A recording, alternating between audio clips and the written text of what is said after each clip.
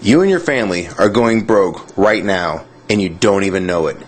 When the gold standard was set in place, the price of gold remained a constant $20.65 per ounce, and this price fluctuated only 1 penny over the years 1833 to 1890. That means that for 57 years, the US dollar was literally as good as gold. And that's how the United States currency was designed to be from the very beginning. The Constitution states that our currency was meant to be only gold and silver, to prevent exactly what's happening to the US dollar right now. From the years 1891 to 1930, the price of gold per ounce was still very stable.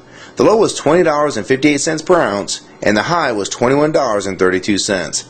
And this means that between the years of 1833 to 1930, for a total of 97 years, the price of gold changed in US dollars only 74 cents from top to bottom. Interestingly enough, the price of gold hit an all-time low during the Depression year of 1931.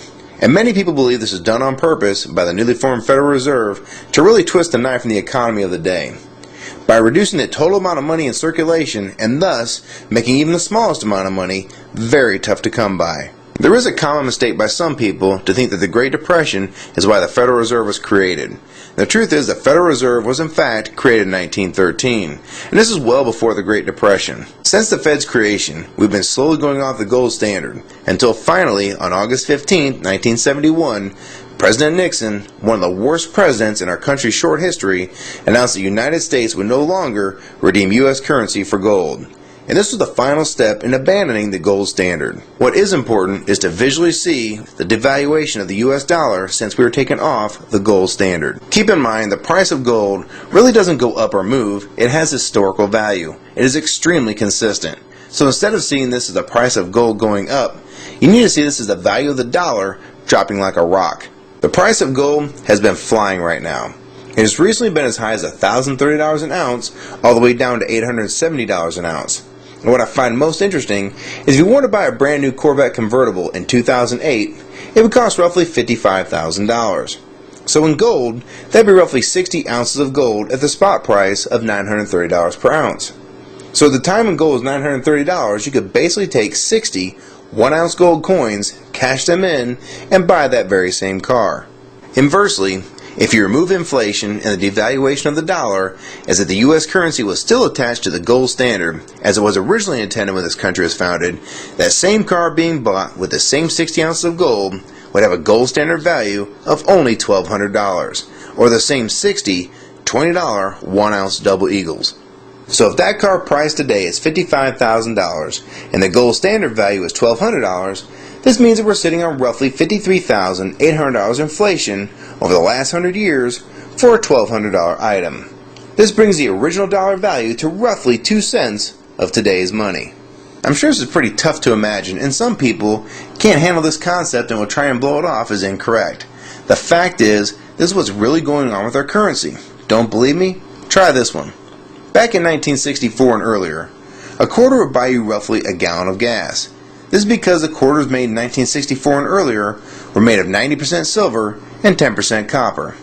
So the spot price of silver being $17.20 an ounce, this makes that quarter's actual value $3.11. So you can see that same 1964 quarter will still buy you roughly a gallon of gas today. And in case you're wondering, it takes about 5.5 silver quarters to make up a full ounce of silver. This is a fact. The price of gold may fluctuate with the value of the dollar. But this doesn't change the fact that precious metals such as gold and silver have maintained their value throughout time. And the only thing that changes is the value of the currencies that are not tied to gold and silver. This is what the Founding Fathers warned us about and tried to prevent from happening with the Constitution. What people need to understand is that the excess printing of the United States currency is just another tax on the American people. It takes the value of the dollars that they have and makes them worth less in the long run. Meanwhile, you're still making roughly the same amount of money, yet the prices for everything from gas to milk are going up constantly, when in fact nothing is really going up in price. It's the dollar's actual value that's been dropping and not prices going up. I can't emphasize this enough. If you like this video and find it helpful, please rate it and share your comments on the subject, favorite it, and most importantly, please share this video with everyone you know. I can't tell you how important this is. We need to let people know that they're losing all they worked so hard for and they don't even know it. And only with your support and help can videos like this be seen by people that really need to see what's going on with their money and the economy of the United States. So please help support this channel and others like it.